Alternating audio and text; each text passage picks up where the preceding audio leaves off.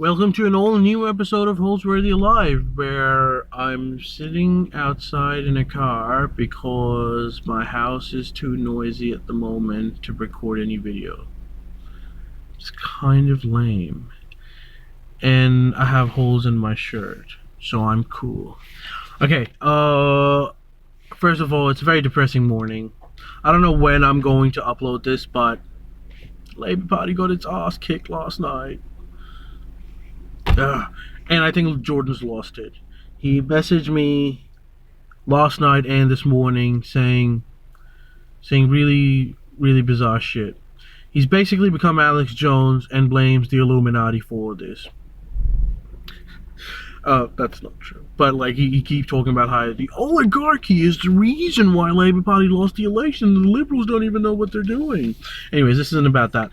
In the last episode of Holsworthy Live, I mentioned how this episode is going to be on Iran. Now, a lot has happened since then. Iran is now trending regularly on the headlines, and I called it first, just so you know. God, I'm just becoming Cenk Uyghur. So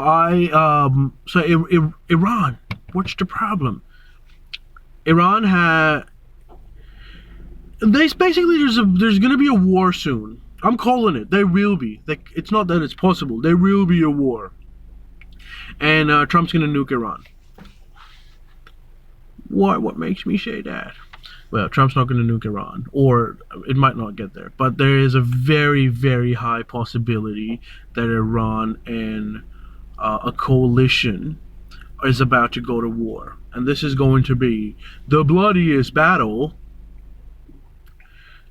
in the Middle East ever.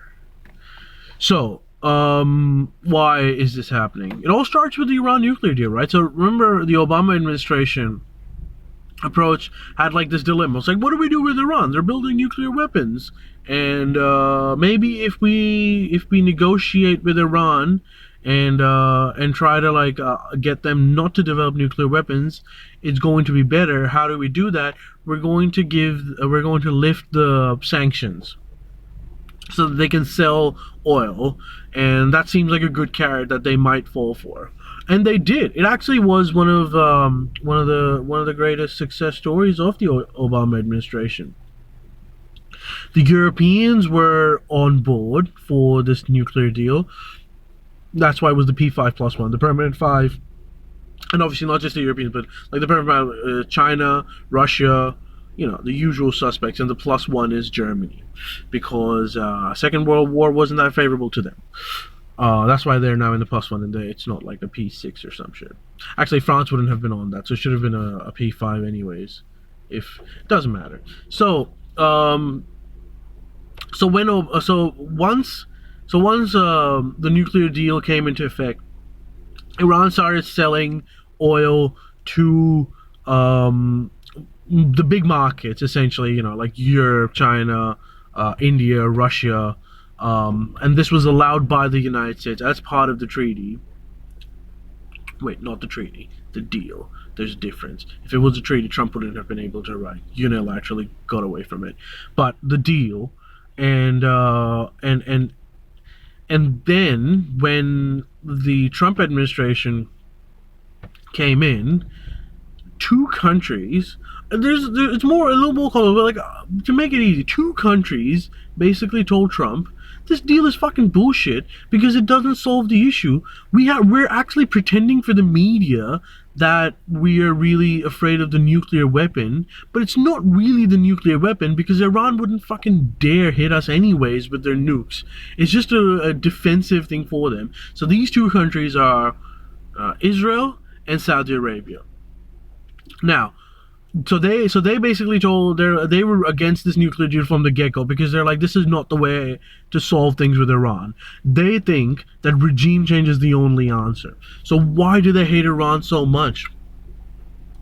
Well, so I'll outline quickly their interest in Iran, right? So first of all, Israel.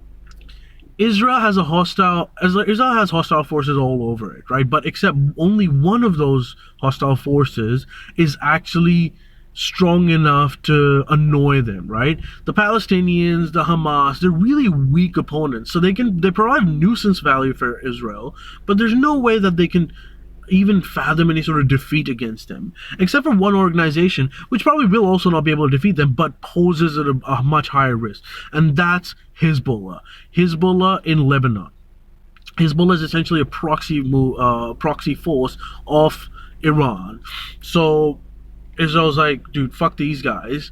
No nuclear deal, regime change, because we want to neutralize this force, because they essentially just want to be able to go into Lebanon, beat the shit out of them, and make sure that there's friendly forces there, which they tried to do, by the way, in 2006. But this is what I mean by tough competition. They weren't prepared for Hezbollah. Hezbollah were way more skilled than anything that they had ever witnessed before. So they had to withdraw from Lebanon, and Hezbollah still exists over there. So they have bitter memories, and that's what's their interest against Iran. So they're like, if you solve so they were trying to argue with Obama, if you solve the nuclear weapon issue, you're not going to solve this issue. And they were right, because it wasn't part of the nuclear deal negotiations, because it was very specific to the sanctions and the nuclear weapons. Now, Saudi Arabia, similar to Iran, they have a similar thing. They've got proxies in Yemen that they're waging a war against, and they're proving to be more sophisticated than they had imagined. But Saudi Arabia has more issues than just that.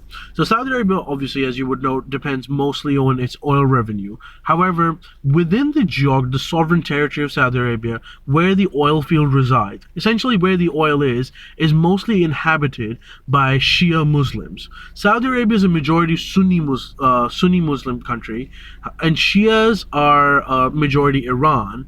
But within Saudi Arabia, there's a fairly large minority of Shias, and they're strategically placed literally right on the oil fields. So they can essentially control oil as well. So Saudi Arabia is afraid that Iran will try to fuck with their minority population, and that will be horrible for Saudi Arabia. It is true. It will be. But that's far from being rallied, because Saudi Arabia is strong in the sense that, like, you know, even if you've got a minority population that's sitting on oil, you still get the army, right? But anyway, so these are the interests that Saudi Arabia and Israel have. So they were lobbying with the Trump administration to step away from the nuclear deal, which Trump did. Now, the waivers that were given to some European countries, China, India, to be able to buy oil from Iran have now been revoked. So essentially, it's now illegal to trade with Iran again. Iran is fucked. Iran is not only are they these sanctions affect them, but they're losing capacity to produce and sell oil rapidly.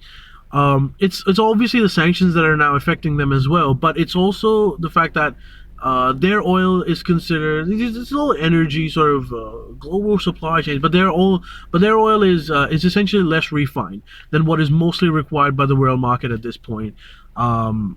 So their capacity to produce is diminishing every day, and that coupled with obviously these external pressures that they're now facing, it's in a very vulnerable situation. So, what's the big deal then? If they're in a vulnerable situation, their economy is shit, then maybe Trump's right. If you allow this trend to happen, maybe they'll capitulate, and eventually there'll be a regime change and everything will be hunky-dory, and then the world can all live in a peaceful place where there's no Hezbollah and there's no Houthis in Yemen and, you know, all of that shit. That's not going to happen. First of all, Iran has a trump card, an ace card. Iran controls the Strait of Hormuz. The Strait of Hormuz is a small area where most of the oil from the Middle East goes to its big markets, right? Iran can potentially blockade that. If it blockades that, not only does it stop its own supply, it stops most of the Middle East's supply. That affects not just the Middle East, but the rest of the world, because how are you gonna, I was driving just a little while, like, how am I gonna get gas? It's a big problem. Which essentially means, in effect, it means a declaration of war. Israel and Saudi Arabia will be like, this is exactly what we told you. These guys aren't trustable. They're disrupting the global economy. Trump will try to gather support from the European nations and NATO to wage war against Iran. And you know what? If the world's oil supply is blocked, they'll consent to that shit. Then we're looking at one of the bloodiest and the biggest battle of the Middle East, because unlike Afghanistan's Taliban or like ISIS-controlled Syria, Iran is a lot stronger, a lot more motivated, and they will fight till their last breath. So it's going to be a long, bloody battle, which will disrupt the entire oil supply of the world. This is going to be a big deal. If you think the Middle East is already shit, and there's already a bunch of wars, who cares if there's one more? You're going to feel this one. Everyone in the world is going to feel this one. This isn't going to be fun or good at all. So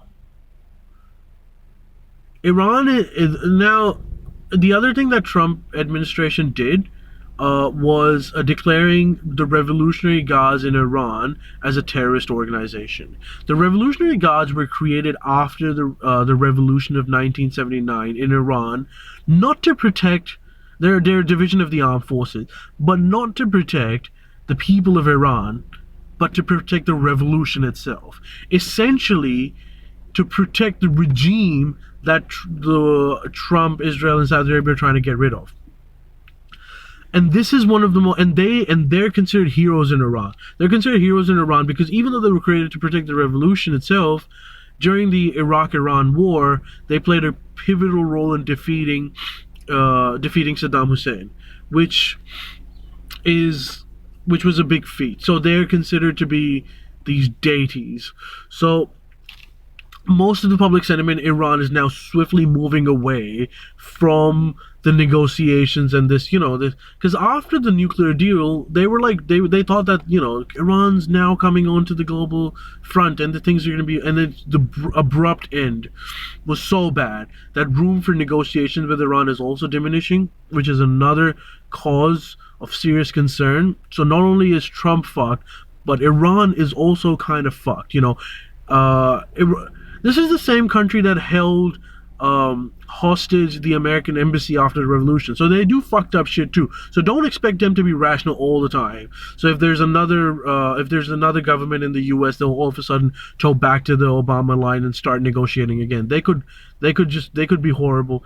They're all fucked, but So I guess that's what I had to say. Unless I'm missing something else. But I guess you can't do anything about it. You just sit there and admire my shirt with awesome holes, which makes me really, really cool. All right, send your condolence messages to Jordan because he's on suicide watch. Bye.